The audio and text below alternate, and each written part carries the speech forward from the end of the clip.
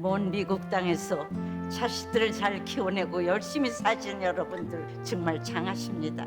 안녕하세요. 전원주입니다. 전쟁도 가난도 겪은 우리 세대는 참 눈물겨운 세월을 살았죠. 아메리칸 드림을 이루기까지 여러분들의 세월이야 어떠셨겠습니까? 건강 관련 프로그램에 출연하면서 요즘 제가 깨달은 건요, 양 한 방을 잘 결합하는 게 최고의 건강 관리라는 겁니다. 클레버 케어, 메디케어 어드밴티지 플랜 아세요? 양방과 한방의 좋은 혜택들을 쏙쏙 뽑아서 제공해주는 똘똘한 플랜이더군요. 우리 한인의 건강 문화도 이해하고 실력 있는 한국 의사와 전문의를 척척 연결해 준다니 얼마나 똘똘합니까? 이제 우리도 똘똘한 클레버 케어 플랜으로 150까지만 사십시다.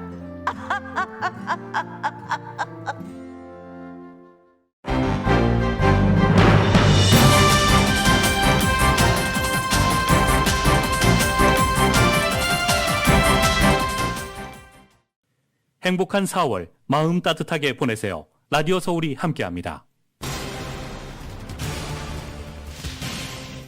최근 LA 카운티의 코로나 확진자 가운데 67%가 스텔스 오미크론으로 밝혀지면서 새로운 지배종이 된 것으로 나타났습니다. LA 카운티 보건국이 지역 내 실제적인 코로나 감염자 숫자가 현재 공식적인 숫자보다 훨씬 더 많다는 새로운 연구 결과를 발표했습니다.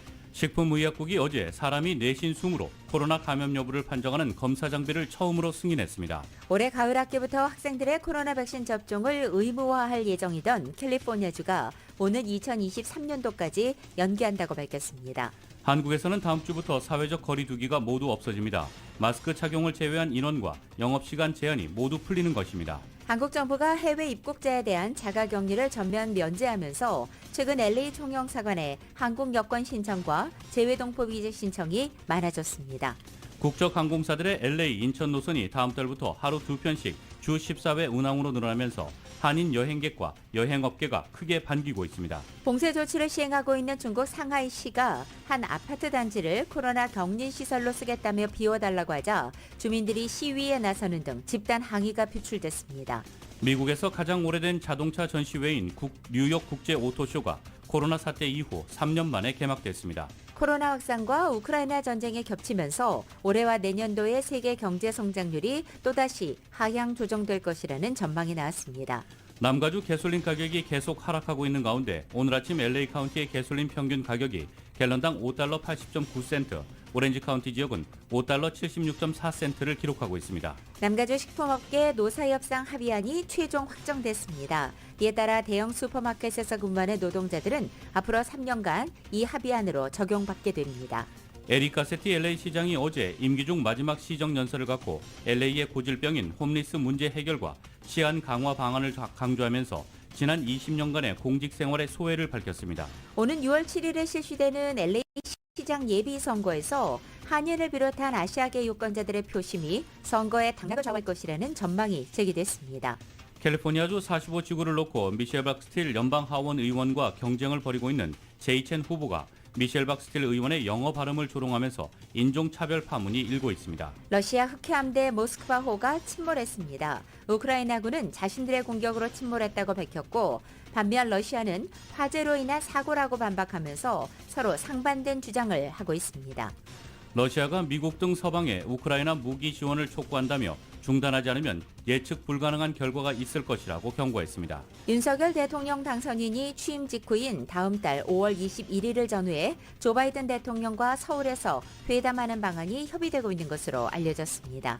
문재인 대통령은 새 정부 출범 하루 전날인 5월 9일 저녁 청와대를 나와 다음 날 윤석열 당선인 취임식에 참석한 뒤 경남 양산 사저로 이동하기로 했습니다. 남가주 지역 오늘도 맑고 건조한 날씨에 LA 한인타운 낮 최고 기온 70도로 예상됩니다.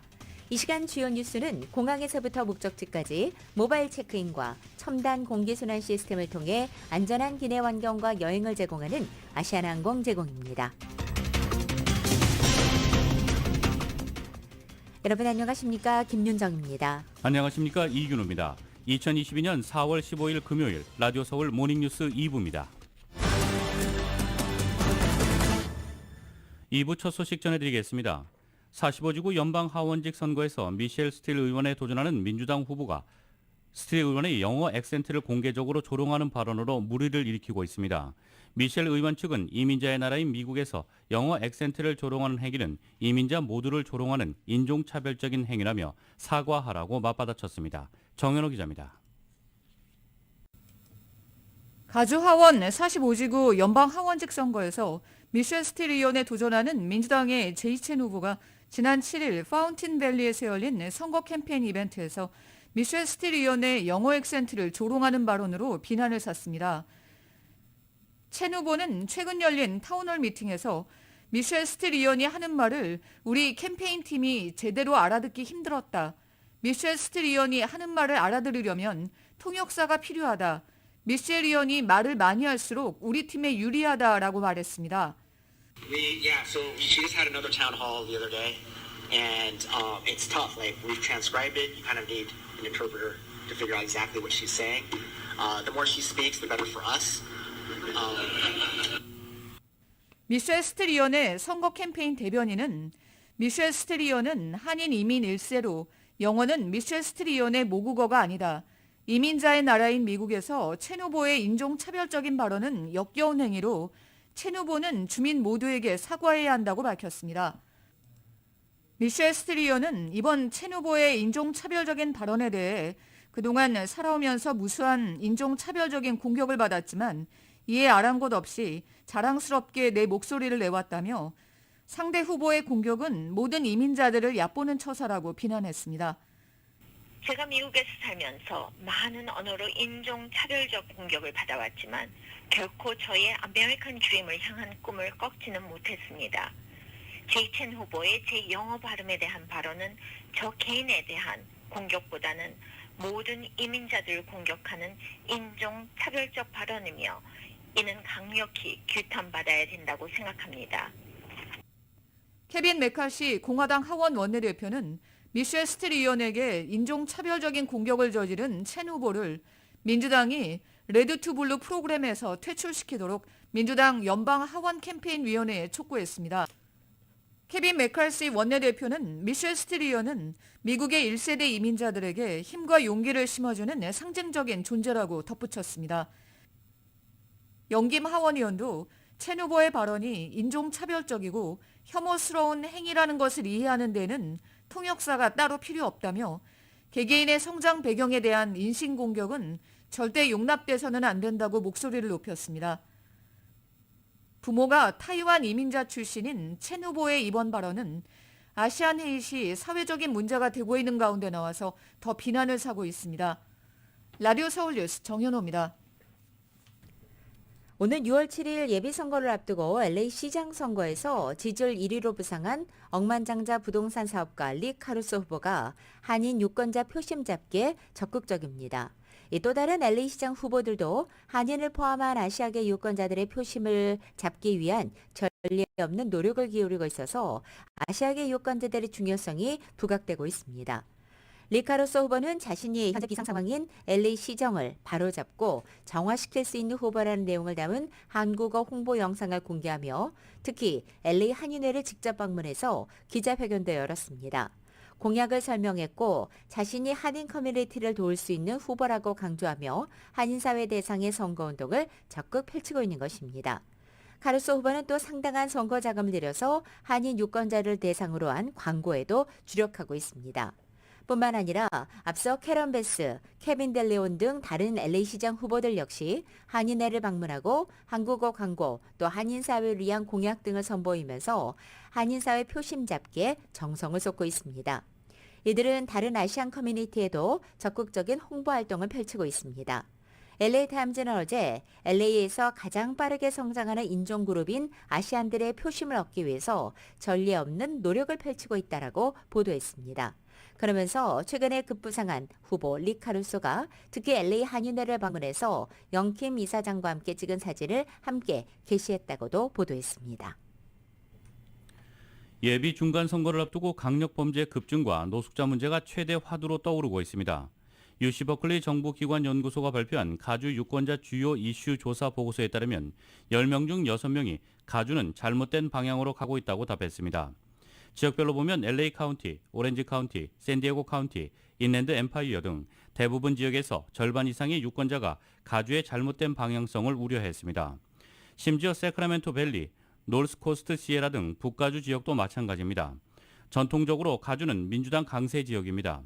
USA 투데이는 가주 지역 주민들은 범죄와 노숙자가 급증하자 불안감을 느끼며 변화의 필요성을 말하고 있다며 미국에서 가장 강력한 민주당 지지주 중 하나인 가주가 범죄와 노숙자 문제를 통해 전환점에 서 있다고 보도했습니다.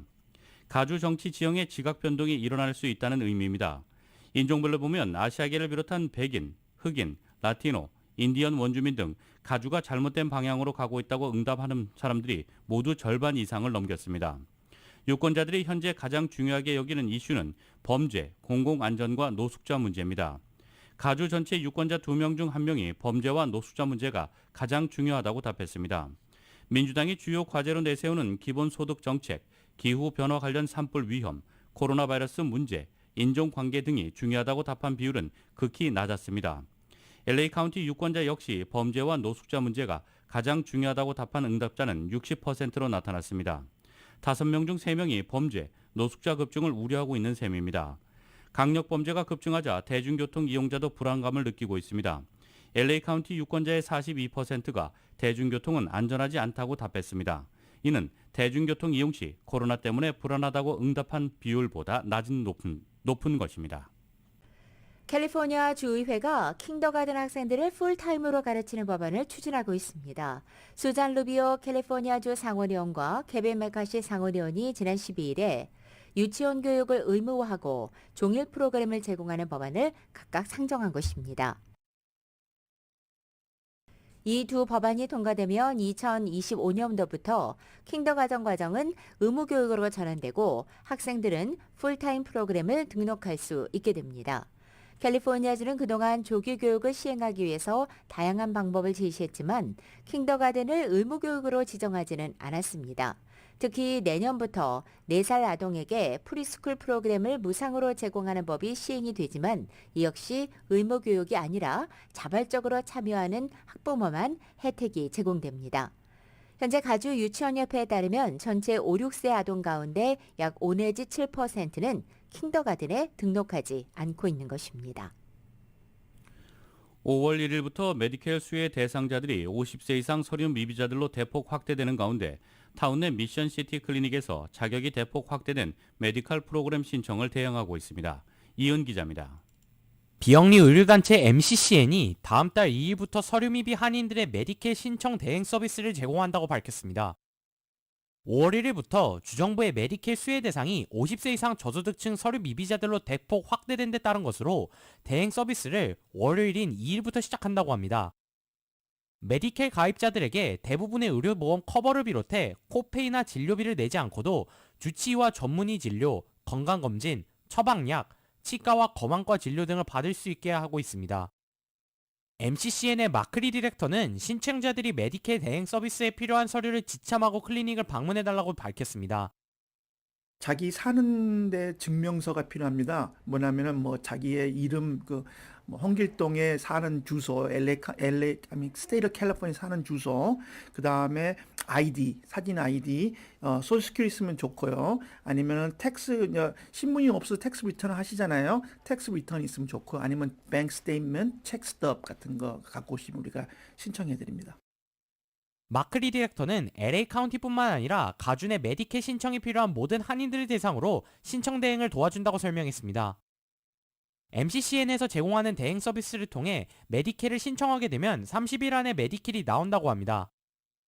MCCN은 최근 한인타운 한복판인 3660 윌셔로 확장 이전하면서 한인들이 보다 편리하게 방문할 수 있게 되었습니다. 무엇보다 이전을 통해 5배 이상 더 많은 한인들에게 의료 서비스를 제공할 수 있게 되었다고 합니다.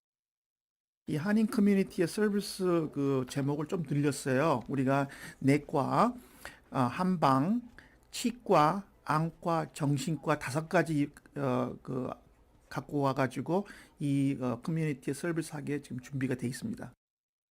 이번 MCCN의 메디케어 신청 대행 서비스의 자세한 사항은 전화번호 213-263-2100으로 연락하면 됩니다. 라디오 서울 뉴스 이은입니다. 캘리포니아 주민은 2035년도부터 내연기관 새 차를 살 수 없게 될 전망입니다. 캘리포니아주 당국이 기후변화 등에 대응하기 위해 전기자동차 보급 정책을 강화할 예정이기 때문입니다. 이번 주 가주 대기자원위원회는 전기와 탄소제로 자동차 도입 계획안을 발표했습니다. 이 계획안은 2035년까지 단계적으로 휘발유와 경유를 쓰는 내연기관차 판매를 금지하는 내용이 담겨 있습니다. 이 계획안을 정책으로 확정하면 2026년까지 승객용 신차 35%는 전기 또는 수소 자동차로 판매해야 합니다. 이후 10년 동안 친환경 차량 판매 비율을 높여서 2035년부터는 내연기관 신차 판매가 전면 금지됩니다. 캘리포니아주 당국은 2035년도부터 자가용 부문 탄소 제로를 달성하겠다는 계획입니다. 라디오 솔 모닝뉴스 2부 미국과 로컬 소식은 오픈뱅크가 고객들의 따뜻한 성원에 힘입어 세리토스 지점을 오픈했습니다. 큰 나눔 실천에 앞장서는 오픈뱅크 제공입니다.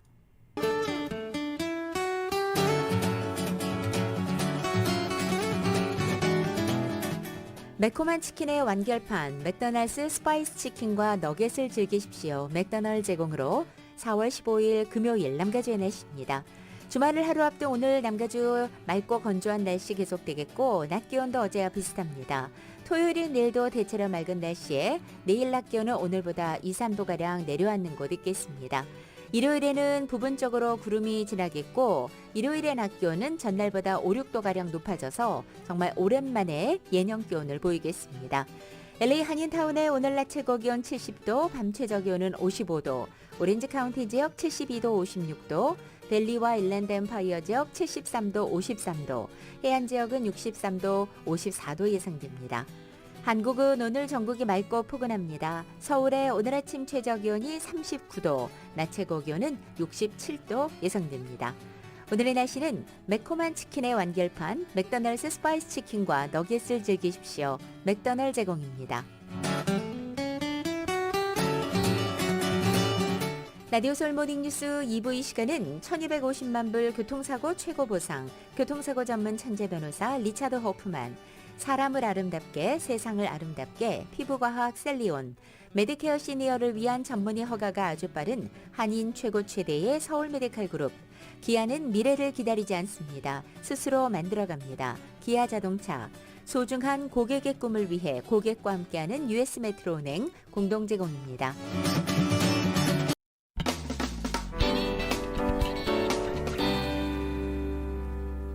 여러분께서는 라디오 서울 모닝뉴스 2부 함께하고 계십니다. 코로나 관련 소식 전해드리겠습니다. LA 카운티에서 스텔스 오미크론이 새로운 지배종의 지위에 오른 것으로 나타났습니다.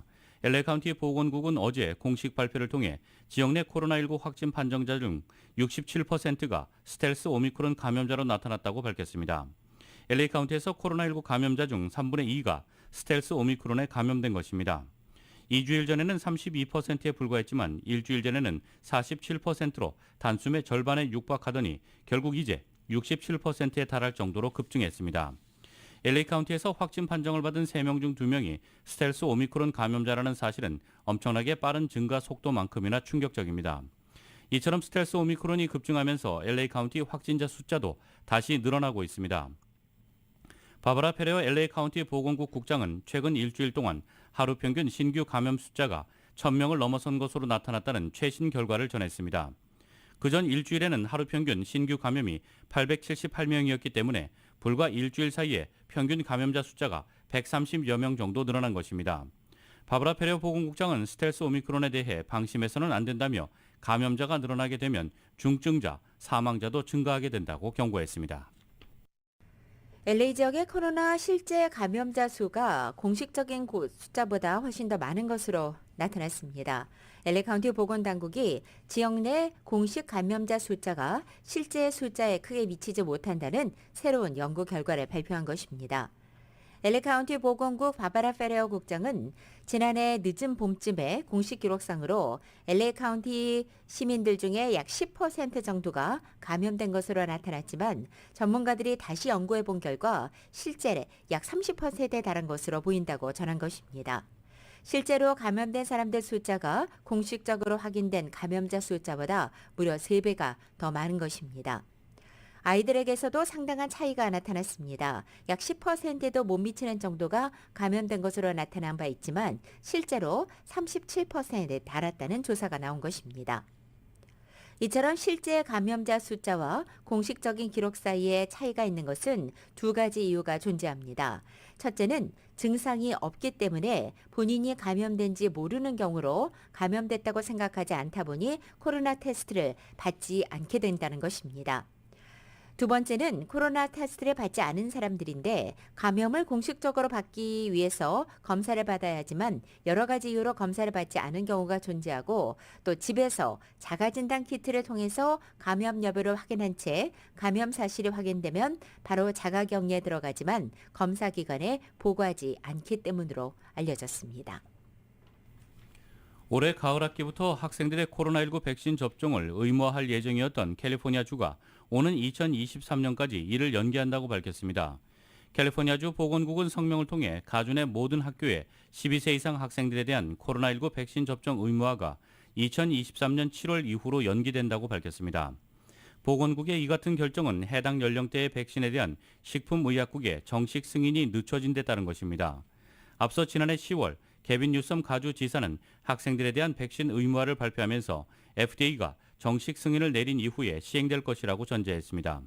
가주 보건국은 이날 코로나19 백신의 성공적인 구현을 위한 충분한 시간을 보장하기 위해 가주는 2022년, 2023학년도에 백신 의무화 규제를 시작하지 않을 것이라며 따라서 모든 백신 의무화는 FDA의 정식 승인 이후 그리고 내년 7월 1일 이전까지는 시행되지 않는다고 밝혔습니다. 미국 보건당국이 어제 사람이 내쉬는 숨으로 코로나 감염 여부를 판정할 수 있는 검사 장비를 승인했습니다. 식품의약국 FDA는 날숨 속에 특정 화합물을 탐지해서 코로나 감염 여부를 판정하는 인스펙트 IR 코로나 호흡 측정기의 긴급 사용을 승인했다고 밝혔습니다. 기내용 여행 가방 크기의 이 장비는 병원이나 의원, 이동식 코로나 검사소에 설치해서 사용할 수 있습니다. 음주 측정기를 불듯이 10초간 숨을 내쉬면 됩니다. 불과 3분 이내에 검사 결과가 나올 수 있고 이 검사 장비는 사람의 숨에 담긴 화학 성분 가운데 코로나와 관련 있는 5가지 화합물을 구분하고 식별할 수 있게 됩니다. 장비 제조사에 따르면 이 호흡 측정기는 양성 샘플은 91%, 음성 샘플은 거의 100% 정확하게 탐지할 수 있다고 밝혔습니다. 미국 내 기업과 지방자치단체의 코로나19 의무 접종 방침 철회를 둘러싸고 백신 접종자와 미접종자 모두에게서 불만의 목소리가 나오고 있습니다. 블룸버그 통신에 따르면 컨설팅 회사가 전국 내 기업 약 600개사를 대상으로 설문한 결과를 보면 과거 직원들에게 코로나19 접종을 요구한 기업 중 약 31%가 이런 방침을 철회했거나 철회할 예정으로 나타났습니다. 신규 채용에서 백신 접종을 의무화하는 사례도 줄고 있습니다. 링크트인에 따르면 백신 접종을 요구하는 채용 공고 비율은 지난 2월 5.41%에서 3월 4.51%로 떨어졌습니다. 이 비율은 지난해 9월부터 줄곧 상승하다가 이번에 처음으로 하락세로 돌아선 것입니다. 뉴욕시도 최근 프로스포츠 운동선수와 공연자들을 코로나19 의무 접종 대상에서 제외했습니다. 에릭 애덤스 뉴욕시장은 당시 이런 예외 방침을 발표하면서 코로나19 확진자 감소와 시 경제 회복에서 관광의 중요성을 언급했습니다. 기업과 시 당국의 이런 조처에 백신 접종자들은 불만을 토로하고 있습니다. 접종 의무에 따라 백신을 맞은 직원들이 오히려 소외될 수 있다는 것입니다. 코로나19에 예민한 직원들과 고객들이 미접종자와 같은 공간에서 지내야 한다는 것이 불쾌할 수 있고 이는 기업들의 사무실 복귀 노력을 어렵게 할 수 있다고 블룸버그는 지적하고 있습니다. 보건 전문가들은 백신 미접종자 채용이 직장 내 코로나19 확산으로 이어질 수 있고 또 다른 코로나19 확산을 촉발할 수 있다고 우려했습니다. 특히 접종 완료자 비율이 66%에 그치고 변이 바이러스가 나타날 가능성이 있는 상황에서 경제 활동이 재개됨에 따라 심각한 코로나19 확산이 발생할 수 있다고 경고했습니다. 한국 정부가 해외에서 코로나 백신 접종을 완료한 해외 입국자에 대한 자가격리를 전면 면제한 가운데 최근 LA 총영사관에 한국 여권 신청과 재외동포 비자 F4 신청이 많아졌습니다. 어제 LA 총영사관에 따르면 자가격리가 면제된다는 소식이 알려진 지난달부터 여권을 준비하는 한인들이 증가했다는 것입니다. 여권 민원은 지난달 1,096건으로 전달 2월에 739건보다 48.3%나 늘어났습니다. 또 아직 정확한 숫자는 나오지 않았지만 이달부터 여권과 함께 재외동포 비자 F4 신청자도 늘었다는 것입니다. LA 총영사관에 따르면 한국 여권 발급에는 3주 이상이 소요됐기 때문에 충분한 시간적 여유를 두고 신청하는 것이 좋다고 말하고 있습니다. 비자 역시 2주 이상 소요될 수 있고 다만 긴급한 사유가 있을 경우에는 긴급 여권을 신청할 수 있습니다. 아시아나항공이 다음 달 30일부터 LA 인천 간 추가로 노선 증편에 나섭니다. 아시아나항공은 5월 30일부터 LA 인천 간 노선이 주 14회 증편 운항된다고 밝혔습니다. 이는 2020년 3월 코로나19 사태로 인한 감편 이후 2년여 만에 매일 2회 운항을 재개하는 것입니다. 증편 계획에 따르면 5월 30일부터 야간편인 203과 204의 운항을 현행 주 4회에서 매일 운항으로 증편하게 됩니다. 아시아나항공은 5월 1일부터 주간편 201과 202의 매일 운항 재개를 지난달에 밝힌 바 있습니다. 아시아나항공 미주 지역 본부 관계자는 포스트 코로나 시대를 맞아 여행 수요가 급증하고 있는 상황에서 한국 방문을 계획하는 한인들에게 선택의 폭을 넓혀주기 위해 증편을 실시하게 됐다며 인천발 동남아행 운항편도 증편과 함께 항공 스케줄을 지속적으로 확장해 나갈 계획이라고 말했습니다. 한국에서는 코로나 확산을 막기 위해 도입한 사회적 거리 두기가 시행 2년 1개월 만에 종료됩니다. 다음 주 월요일부터는 마스크 착용을 제외한 인원 제한이나 영업시간 제한이 모두 풀리는 것입니다. YTN의 보도입니다. 지난 2020년 1월 국내에서 첫 코로나19 확진자가 나온 뒤 3월 종교시설과 실내체육시설 등에 보름간 운영 제한을 공고하면서 시작된 사회적 거리 두기. 지난해 1월 5명 이상 사적 모임 금지, 7월엔 야간 2명까지로 인원 제한이 강화되는 등 유행 확산세와 연동해 수위가 조정됐습니다. 코로나 대유행의 상징이었던 거리 두기가 시행 2년 1개월 만인 다음 주 월요일부터 모두 해제됩니다. 방역 상황이 안정되고 의료체계의 여력이 확인됨에 따라 그동안 방역 조치의 중요한 상징으로 여겨졌던 사회적 거리 두기를 이 조치를 과감하게 해제하고자 합니다. 사적 모임 10명, 영업시간 자정까지로 돼 있는 현행 거리 두기는 완전히 해제됩니다. 최대 299명까지만 모일 수 있었던 결혼식이나 집회, 행사 등의 인원 제한도 풀립니다. 또 오는 25일부터는 영화관이나 공연장에서 음식을 먹는 것도 가능해집니다. 마스크 착용은 현행대로 당분간 유지됩니다. 정부는 상대적으로 위험성이 낮은 실외 마스크 착용에 대해선 앞으로 2주간 상황을 지켜본 뒤 결정하기로 했습니다. 근본에 대부분 거리두기 조치가 해제됨에 따라 실외 마스크의 해제까지 포함될 경우 방역 긴장감이 너무 약화될 수 있는 위험성을 고려한 결정입니다. 거리두기는 해제되지만 요양병원과 시설 등 감염 취약시설에 대해선 선제 검사와 면회 금지 등 고강도 방역 조치가 계속됩니다. 정부는 거리두기 해제로 일상 속 감염 차단이 보다 중요해졌다며 마스크와 환기, 손 씻기 등 기본 방역 수칙을 철저히 지켜달라고 당부했습니다. YTN 최명순입니다.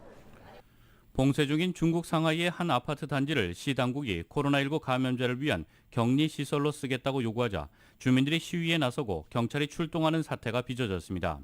봉쇄 정책이 장기화되면서 일방적 행정에 대한 불만도 곳곳에서 터져나오고 있습니다. KBS의 보도입니다. 두 손을 든 주민이 방호복을 입은 경찰들에게 아파트 단지 밖으로 끌려가자 이를 본 주민들이 소리를 지릅니다.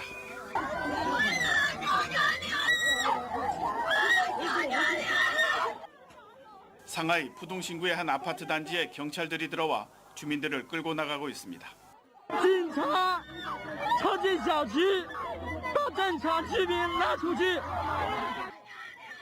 방역 당국이 코로나19 감염자를 위한 격리 시설로 쓰겠다며 아파트를 비워달라고 하자 살고 있던 주민들이 항의를 했고 이에 경찰이 출동한 겁니다. 경찰이 시위하는 주민을 끌어내면서 몸싸움까지 벌어졌고 주민들이 끌려가거나 넘어지는 모습은 중국 소셜미디어를 통해 확산되고 있습니다.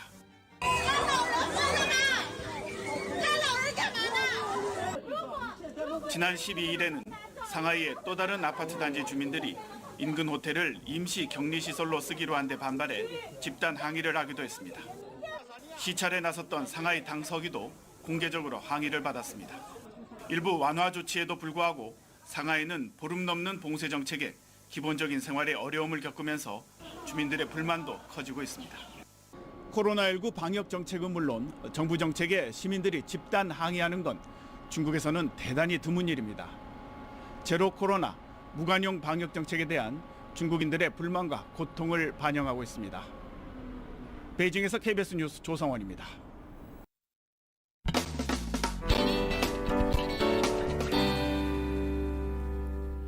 여러분께서는 라디오 서울 모닝뉴스 2부 함께하고 계십니다. 남가주 가솔린 가격 하락세가 계속되고 있습니다. 전미 자동차 협회와 유가 정보 서비스에 따르면 오늘 LA 카운티 가솔린 레귤러 평균 가격이 갤런당 5달러 80.9센트를 기록한 것으로 나타났다고 밝혔습니다. 어제 가격에 비해 1.4센트가 내려간 금액입니다. 이로써 LA 카운티에서는 가솔린 평균 가격이 지난 18일 연속으로 하락했습니다. 이 18일 기간 동안 LA 가솔린 가격은 26.1센트가 떨어졌고 일주일 전에 비해서는 8.6센트가 내려갔습니다. 오렌지 카운티도 마찬가지로 하락세를 보이고 있습니다. 오렌지 카운티 가솔린 레귤러 평균 가격은 오늘 갤런당 5달러 76.4센트를 기록했습니다. 어제보다 가격이 1.7센트 더 줄어들었고 지난 17일 연속으로 가격이 하락한 상황입니다. 지난 17일 동안 오렌지 카운티 가솔린 가격은 26.5센트 감소해 LA 카운티와 비슷한 정도로 가격이 계속 떨어지고 있습니다. 남가주 자동차회는 그동안 가솔린 가격이 고공행진을 하면서 운전자들이 평소에 비해 가솔린을 적게 사용하면서 수요가 줄어들었고 여기에 미국을 비롯한 일부 국가들의 전략 비축유 방출로 공급이 늘어난 것이 LA와 오렌지 카운티에서 가격 하락으로 이어지고 있다고 분석했습니다. 치솟는 항공료 가격에 미국의 비행기 티켓값도 덩달아 오르고 있습니다. 하지만 코로나 사태로 2년간 여행을 참아왔던 미국민들은 기꺼이 이 비싼 요금을 지불할 의사가 있는 것으로 보인다고 뉴욕타임즈가 오늘 아침 보도했습니다. 지난 2월 말에 시작된 러시아의 우크라이나 침공이 가격 급등의 배경입니다. 전쟁과 서방의 대러시아 제재에 따른 에너지 공급 차질로 지난달 전반적인 유가가 뛰어오르면서 항공료 가격도 함께 밀어올렸습니다. 특히 뉴욕주에서는 지난달 한때 항공료 가격이 갤런당 7달러 50센트로 종전보다 4배까지 뛰었다가 최근에 다소 진정 기미를 보였지만 여전히 갤런당 5달러 30센트로 높은 수준입니다. 공급 부족을 고려하면 당분간의 상황이 개선되기는 어려워 보입니다. 에너지부에 따르면 이번 주 현재 동부 해안 일대의 항공유 재고는 모두 650만 밸런으로 1990년 관련 수치를 집계하기 시작한 이후 역대 최저 수준입니다. 항공사들은 인상된 연료 가격 중의 상당 부분을 소비자들에게 전가하고 있습니다. 통상 항공사들은 연료 가격 상승분의 최대 60%를 여러 달에 걸쳐서 소비자들에게 전가하고 있지만 이번에는 훨씬 더 빠르게 티켓 가격에 반영되고 있다고 전문가들은 지적하고 있습니다. 올해 초 코로나 변이의 확산으로 여행을 미뤘던 수요가 한꺼번에 몰리고 있다는 점도 항공 운임 급상승의 이유 중 하나로 꼽힙니다.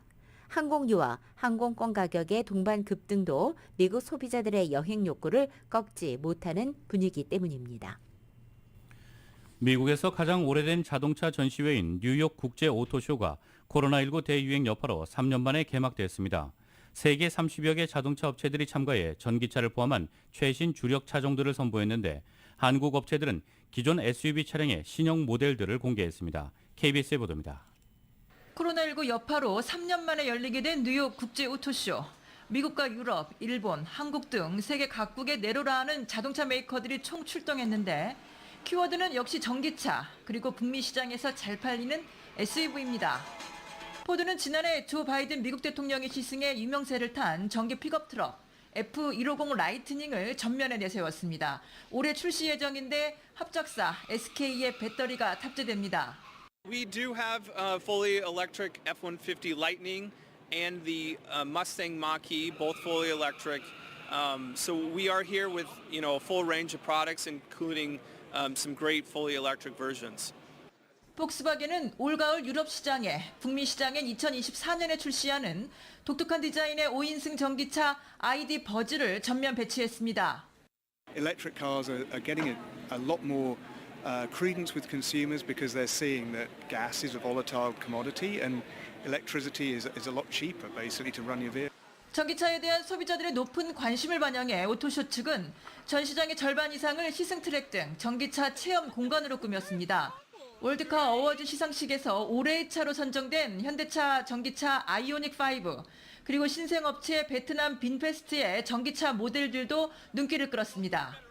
국내 자동차 업체들은 SUV, 즉 스포츠 유틸리티 차량이 인기가 많은 북미 시장 특성을 반영을 해서 기존 SUV 차량을 부분 변경한 모델들을 이번 뉴욕 오토쇼에서 최초 공개했습니다. 현대차는 올 하반기 국내 출시 예정인 뉴 펠리세이드를, 기아차는 뉴 텔러라이드와 친환경차 뉴 니로를 각각 선보였습니다. The Palisade has remained not only a halo for the brand, but it's been one of our biggest sellers. And so to have it already be refreshened and keep it very competitive in the marketplace, for us, it is the car for the U.S. market. 미국은 대부분의 코로나19 방역 규제가 풀린 상태라 뉴욕 오토쇼 행사장엔 백신 접종 증명서나 마스크 없이도 입장이 가능합니다. 이번 주말부터 다음 주까지 일반 관람객에게 공개됩니다. 뉴욕에서 KBS 뉴스 한보경입니다. 코로나 확산과 우크라이나 전쟁까지 겹쳐서 올해와 내년도에 세계 경제 성장률이 또다시 하향 조정될 것이라는 전망이 나왔습니다. KBS입니다. 코로나19로 인한 경기 침체에서 회복세를 보이던 세계 경제에 또다시 먹구름이 꼈습니다. 오미크론 변이의 확산으로 전 세계 공급망 문제가 해소되지 않은 데다 우크라이나 전쟁이 장기화되며 에너지와 식량 가격이 치솟았기 때문입니다. In January, we cut our global growth forecast to 4.4% for 2022. Since then, the outlook has deteriorated substantially, largely because of the war and its repercussions. 게오르기에바 IMF 총재는 지난 1월 이미 4.4%로 하향 조정한 올해 경제 성장률 전망치를 더 낮출 것이라고 밝혔습니다. 구체적인 수치는 언급하지 않았지만 세계 경제의 86%를 차지하는 143개 국가에서 올해와 내년도 경제 전망이 하향 조정될 것이라고 예고했습니다. 특히 선진국을 중심으로 40여 년 만에 최고치를 경신한 인플레이션 압박이 예상보다 더 장기화될 수 있다고 내다봤습니다. The outlook is extraordinarily uncertain, well beyond the normal range. The war and sanctions could escalate. New COVID variants could emerge. 중국과 러시아 그리고 미국과 서방 진영의 지정학적 대결 구도가 세계 경제에 위협이 되고 있다고도 경고했습니다. 전 세계 주요 20개국 G20 재무장관들과 IMF, 세계은행은 다음 주 이곳에서 잇따라 회의를 열고 각국의 경제 대응 방안을 논의합니다. 우리나라에서는 홍남기 경제부총리가 참석할 예정입니다. 워싱턴에서 KBS 뉴스 김양순입니다. 조 바이든 대통령이 다음 달 하순 일본을 방문하는 것에 맞춰 윤석열 당선인과의 한미 정상회담이 열릴 가능성이 커지고 있습니다. 일본을 찾기에 앞서 다음 달 21일 서울에서 한미 양국 정상이 만나는 방안을 포함해 회담 일정을 조율하는 작업이 본격화한 것으로 확인됐습니다. YTN의 보도입니다. 미국과 일본, 호주, 인도의 안보협의체 쿼드 정상회의가 다음 달 24일 일본에서 열릴 것으로 보입니다. 바이든 미국 대통령이 쿼드 참석을 위해 동아시아 지역을 찾는 기회에 한국과 미국의 정상회담 역시 성사될 가능성이 큽니다. 윤석열 당선인 측은 정상회담을 조기에 개최할 필요성에 대해 미국과 이미 공감대를 이뤘다고 밝혔습니다. 한미동맹 강화에 대한 양 정상의 의지가 확고한 만큼 신정부 출범 이후에 한미 정상회담을 조기에 개최할 필요성에 대해서도 의견을 교환했습니다. 당선인 측 고위 관계자는 바이든 대통령의 방일을 전후로 서울에서 정상회담을 추진하고 있다고 확인했습니다. 일본에 가기 전에 서울부터 들러 다음 달 21일 정상회담을 하는 방안을 포함해 쿼드 정상회의 전후로 가능성을 열어두고 날짜를 조율하고 있습니다. 다음 달 10일 취임해 같은 달 하순 10여일 만에 한미 정상회담이 열리면 역대 대통령 가운데 가장 빨리 미국 대통령을 만나는 셈이 됩니다. 한반도를 둘러싼 긴장감이 어느 때보다 높아진 만큼 한미 간 새로운 대북 공조 구상이 집중적으로 논의될 전망입니다. 당선인 측 관계자는 이와 함께 코로나19와 기후변화, 신흥기술 등 워킹그룹 참여를 통해 쿼드와 협력 지점을 넓혀나갈 계획이라고 설명했습니다. 다만 쿼드에 정식 가입하는 건 아직 고려하지 않고 있다고 선을 그었습니다. YTN 홍주혜입니다.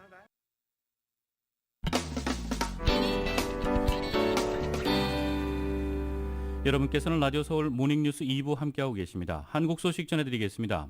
윤석열 대통령 당선인이 물가 상승의 장기화에 대비하는 동시에 금리 인상에 따른 취약계층의 피해를 최소화해야 한다고 당부했습니다. 윤석열 대통령 당선인이 공개석상에서 연일 치솟는 물가에 대한 대비책을 다시 한번 당부했습니다. 특히 경제 복합위기 징후가 뚜렷해 국민이 실제 체감하는 어려움이 클 것으로 보인다며 물가 상승 장기화에 대비해야 한다고 강조했습니다. 물가 상승의 장기화에 대비해서 우리가 물가 안정을 포함해 경제의 체질 개선을 위한 종합적인 방안을 잘 세워야 될 것입니다. 문제는 물가를 잡으려면 기준금리 인상이 불가피하다는 점입니다. 실제 한국은행은 소비자 물가가 당분간 4%대의 높은 오름세를 보일 것으로 보인다며 지난 1월 이후 3개월 만에 다시 기준금리를 올렸습니다. 자연스레 대출금리가 올라가고 서민 이자 부담이 높아질 수밖에 없습니다. 이에 대해 윤석열 당선인은 금리 인상이 불가피한 측면이 있더라도 취약계층의 피해를 최소화하기 위한 방안을 잘 검토해달라고 당부했습니다. 윤 당선인의 지시에 따라 대통령직 인수위원회도 발빠르게 움직였습니다. 먼저 인수위 경제 1분과는 금융위원회, 금융감독원과 긴급 간담회를 열고 기준금리 상승에 따른 시중금리 동향 등을 점검했습니다. 곧바로 이어진 한국은행과의 간담회에서는 물가 상승 요인과 가계부채 문제 등이 논의됐습니다.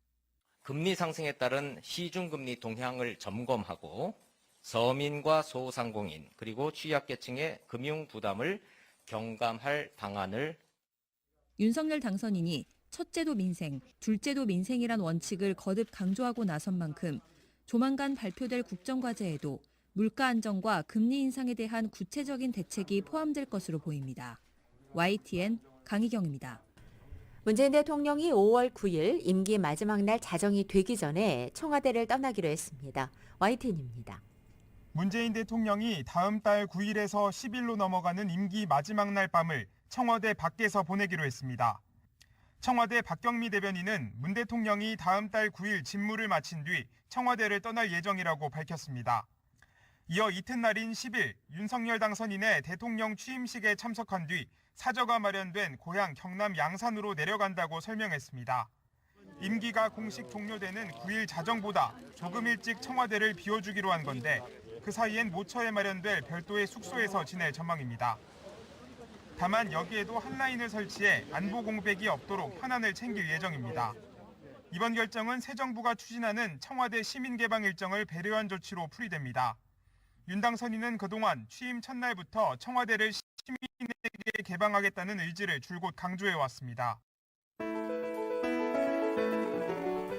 이상으로 2022년 4월 15일 금요일 라디오 서울 모닝뉴스 1부, 2부 마칩니다. 지금까지 진행의 이균호, 김윤정이었습니다. 라디오 서울 모닝뉴스 2부 이 시간은 1250만 불 교통사고 최고 보상, 교통사고 전문 천재 변호사 리차드 호프만, 사람을 아름답게 세상을 아름답게 피부과학 셀리온, 메디케어 시니어를 위한 전문의 허가가 아주 빠른 한인 최고 최대의 서울 메디칼 그룹, 기아는 미래를 기다리지 않습니다. 스스로 만들어갑니다. 기아 자동차, 소중한 고객의 꿈을 위해 고객과 함께하는 US 메트로은행 공동 제공이었습니다.